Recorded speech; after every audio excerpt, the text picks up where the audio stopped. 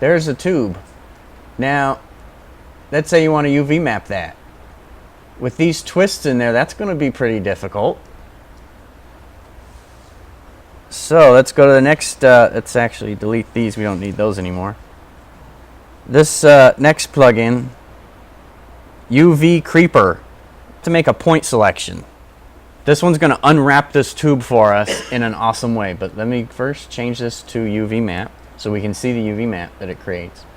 We need to create this UV map, we have to start with a point selection to tell it where the seam is going to be. Imagine you took scissors and you cut all the way down this tube. You need to know where the seam's going to be and then which point is the end of it. And that end goes at the bottom here. This is the V and that's the U axes. So let's create a point selection. That's too many points. We just want one on the end, and then I'll follow this back and select the next one. It's kind of far away. That should be the next one. Yep, that's the same point, or the same poly. So then we go over here, UV Creeper. We'll tell it, use the creepy map.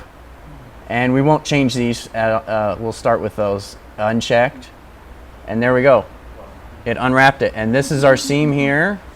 And this is put at the bottom. So this is our bottom here. And it just unwrapped it.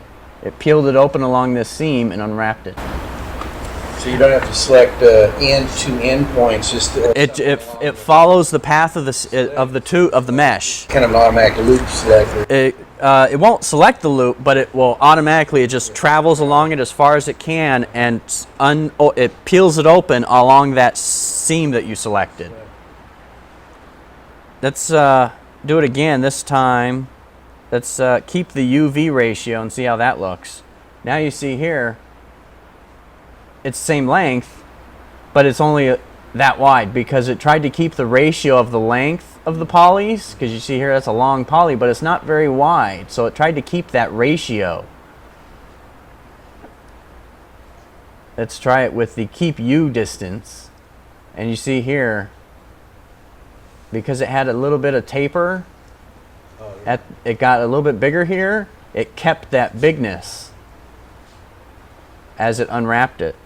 And it kind of looks wobbly there because it's got this twist. Now let's try it with all of these selected. And now we see it's got a little bit wider here. You can see it's tapering. It's right there at that point, but if you go down here, it's kind of it's a bit narrower down there. Because it's still tapering it. It's following this wideness here versus this wideness, but it's also keeping the ratio as well. There's been several times I wish I had this plugin, but this is also one that came out recently. There's been a couple other plugins that would do this, but this one is actually the first one I've got to work right. And it's free. Yeah. Yes? Again, this is too much to ask, but how much success would this have on a Chemlox version of that tube? I doubt it could. Let's see. A coworker of mine's working on a trick like that where he's trying to down-res a tree. And he's doing it the hard way right now, selecting a bunch of things in a row, band blue, selecting another bunch of things in a row, band blue, because it keeps the UVs. Let's try something. Let's take and cut the end off of this so we kind of have a tube. And then let's select some points. Because ChemLoss, it's a decimator. It takes a high-res mesh and cuts out all the polygons you don't need. But it usually leaves you with a really densely, well, not dense, but it's tessellated. It's full of triangles. So let's try this. I kind of have the points going in the right direction, but I don't know if it follows that seam, it might make it. I didn't cut the top off here because there's an easy seam right there to follow. But let's try it. Let's just do that. No, it didn't catch it. It may. You got one poly. What if you? So triple objects are a no-go. Let's go back and triple this and see how it works. Now that's, I lost my point selection.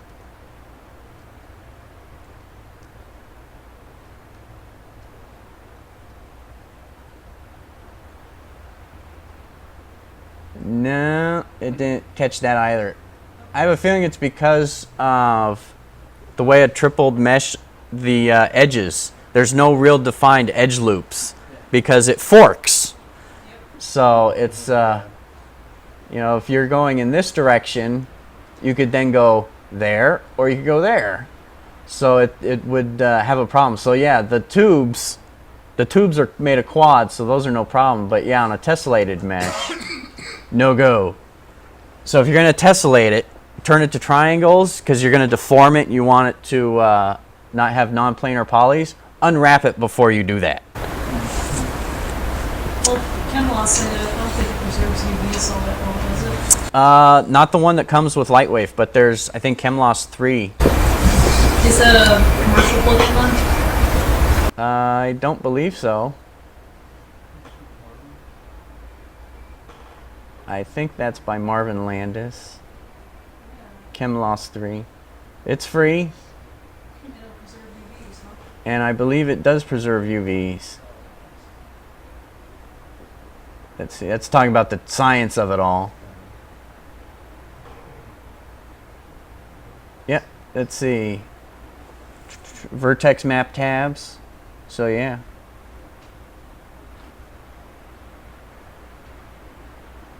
It looks like it will support UVs. So if it's already been UV unwrapped, you can then Chemloss it. Chemloss 3. This one doesn't come with LightWave. Yeah, does it work on 64-bit or is it... Let me look.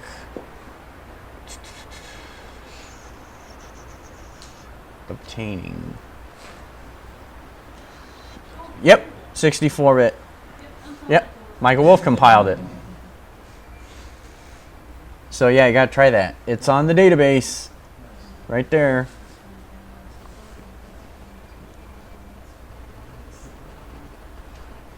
Any questions about that? The unwrapper? Okay.